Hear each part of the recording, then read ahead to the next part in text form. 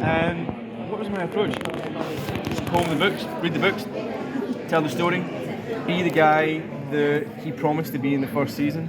He walks off at the end of season 1 into a different world, blasted a hole in the sky, tried to woo Mrs. Coulter, telling her that you and I were going to bring down the authority, we're going to declare war on the heavens itself.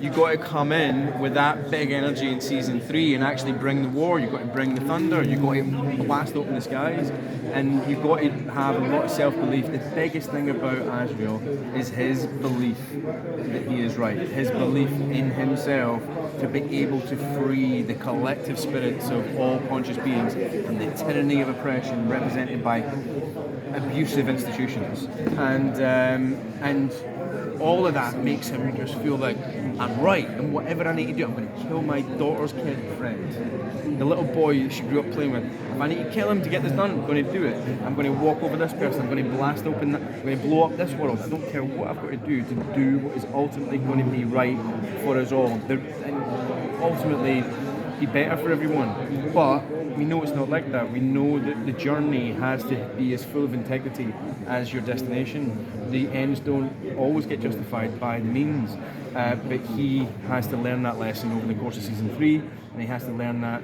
by being challenged by Lyra, by her very existence, by the fact that he ain't Spartacus, she's Spartacus, and that massive blow to his ego that represents, you know. Thank you, James. And it's quite interesting that you mentioned the books, because in the books we don't see much of Asriel's leadership as we do at the beginning of season 3, and the process that he undertakes to form this army fighting in favor of the Republic of Heaven. And given the range of roles that you have played, you know, taking inspiration from, you know, iconic roles such as the Conspirator, for example, Cyrano the Bergerac. She dug deep there. That was a deep cut, baby. She was the person that saw it in the movie. And my mother. Now, how did you help craft this storyline, given that we didn't see it in the books? And, you know, is the storyline related to the scrapped Asriel-focused episode from season 2? It's not. The scrapped Asriel storyline from season 2 focused on what happened literally the minute after he steps into that other world at the end of season 1. He ends up in Chittagazze, and you see Chittagazze before the Spectres come in force, so there's still adults there, they're just living their lives, and he's there during the evacuation. He's instrumental in the evacuation of Chittagazze. That was the story that we were going for with that. Maybe it'll be a spin-off movie one day. Don't know. I'll be too old to play the part. But so it's not that isn't part of what we do in season 3. The stuff that we've added into season 3 was really about showing the formation of his forces and showing what he did to actually accumulate this vast coalition of not only people but species, you know, that are all united by their suffering of oppression and abuse at the hand of the authority and its oppressive institutions.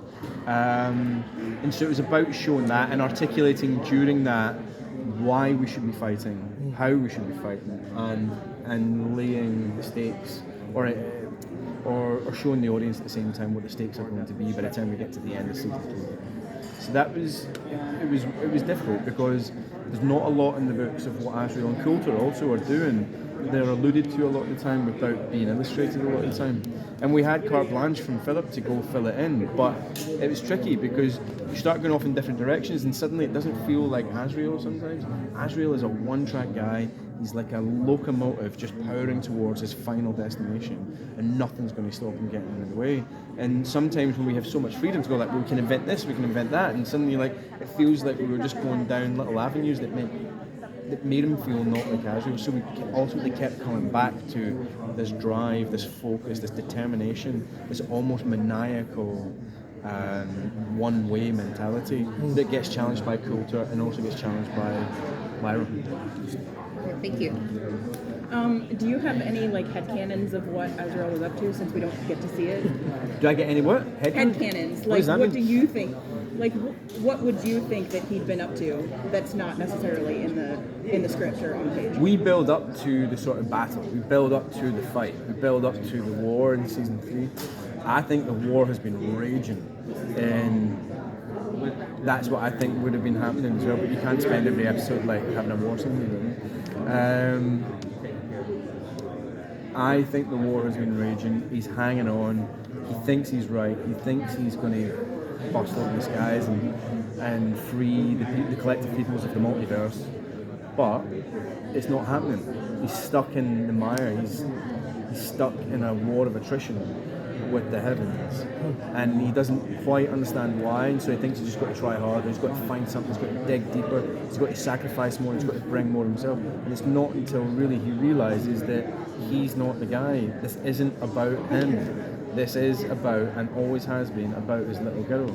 And that really all he has to do is be a dad and help her be the guy. James, what is your favorite thing about season 3, and what would you say was the most challenging thing for you? Most challenging thing was figuring out what he does, because it's not written, and the books are so great. You don't want to take anything away by adding too much, and at the same time you want to be in the show more than the books would let you be in the show. So you want to make sure that what you're adding is adding and not distracting. That was a difficult thing. The thing I loved the most was just showing his journey from being this guy who will sacrifice anyone and anything to achieve what he knows is right, to becoming somebody who will sacrifice himself.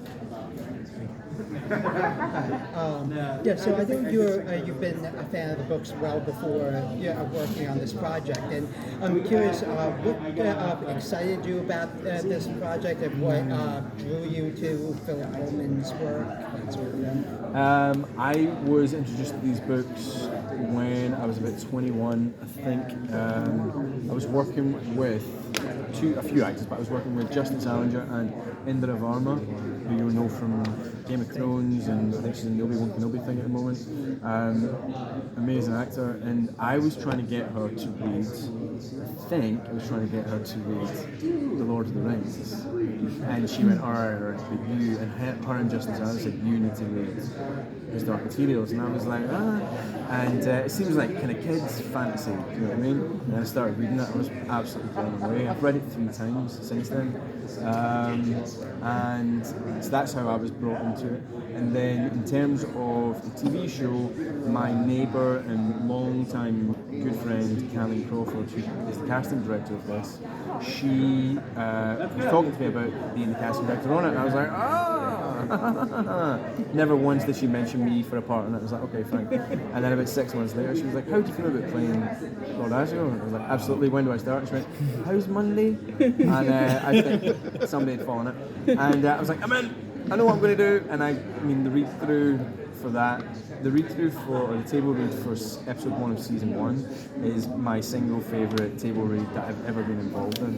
Because not only was I so excited to be a part of that world, I knew exactly what was going to be the character, and I just I went for it like I was on stage. I really enjoyed it.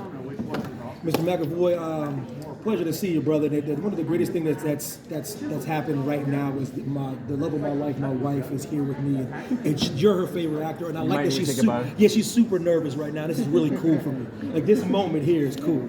But I got a question to ask. But I love the boys like, it's James McAvoy. That's a beautiful thing. But what I love to see in your craft, and she came up with a great question. I totally threw me for a loop, and it's something that we always marvel at when we watch you perform.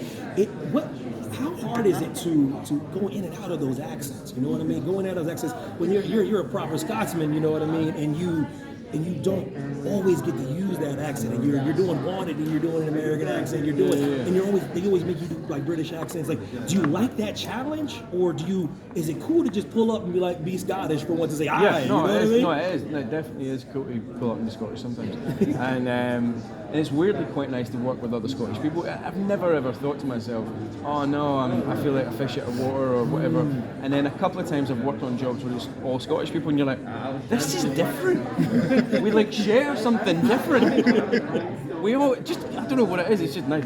But doing accents and things, it's never really something that I think about too much. and I don't worry about whether I'm getting the accent too right or not, which some people might recognise in their reviews of me. But it's more about getting the voice of the person right. And even if I'm doing my own accent, even if I'm being Scottish or something, it's not always my voice. So like when I did Cyrano, yes, it was a Scottish character the way I played him anyway, but it wasn't my voice.